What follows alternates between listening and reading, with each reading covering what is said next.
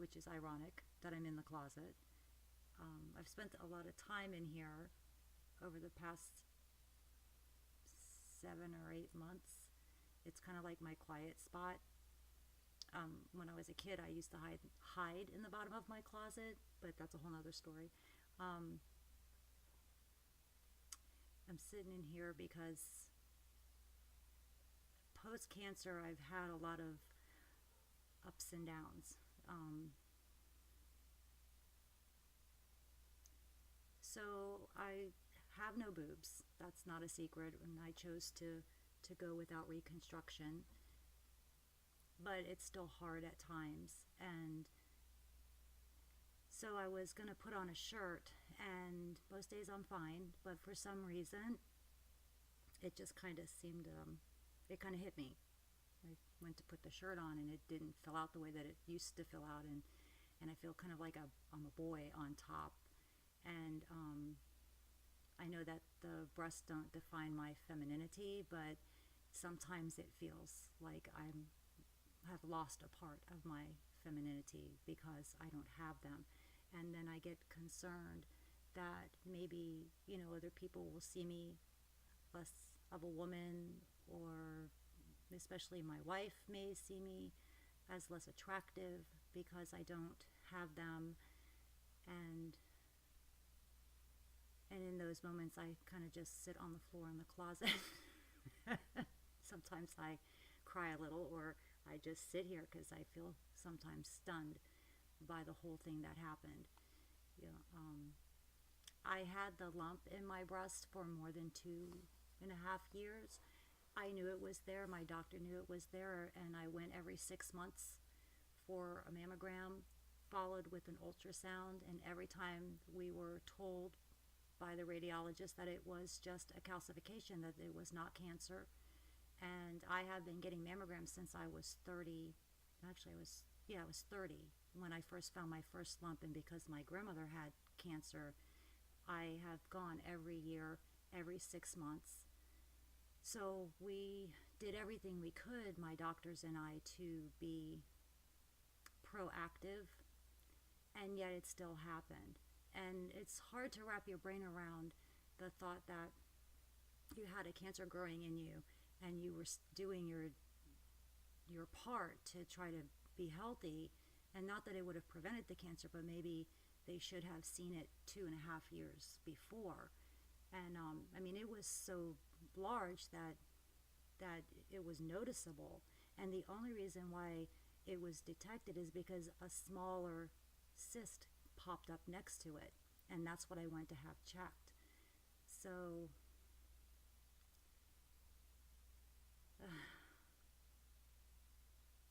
having cancer leaves you with a fear. It creates an anxiety and a paranoia that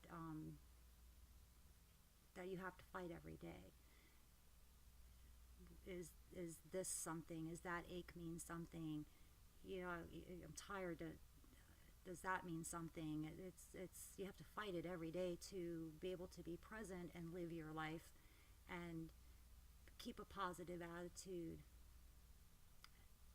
But there's always that constant undercurrent of fear of what if another cancer is growing in me, and what if they're going to find something. Every 3 months I go for my blood work and my tests, and what if next time they find something, and then what happens? And I was fortunate because of my scores and my onco testing and my HER2 scores and all that, that I did not have to receive chemo. They didn't feel like it would be of any benefit to me.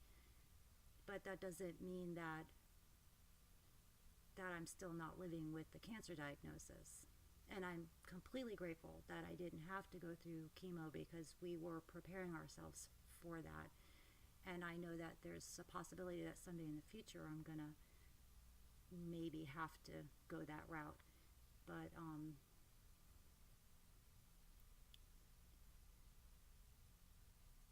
don't know what else to say. So I sit here sometimes to collect myself. And the funny thing is, I'm having a hot flash, which is part of the tamoxifen. I'm like, you have to laugh.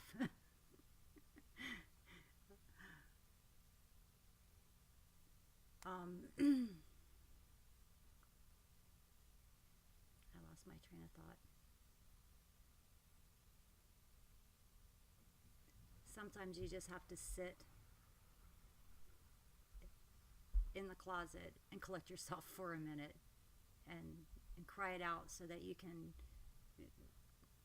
fully appreciate your life every day. Just get the negative emotions put to one side. And I know the last video blog Dawn and I did, the little last thing, was about taking the month off because we kind of hit a wall, and this is the wall that I hit. So you got cancer, what do we do next? Have the surgery, recover, get back to work. What do we need to do next? What do we need to do next? And at some point it just kind of hit that there was cancer growing in me, and that I am now permanently altered because of it. And although there's gratitude on one side of it, huge amounts of gratitude, there's still fear and anger and anxiety and a little bit of paranoia that comes along with it.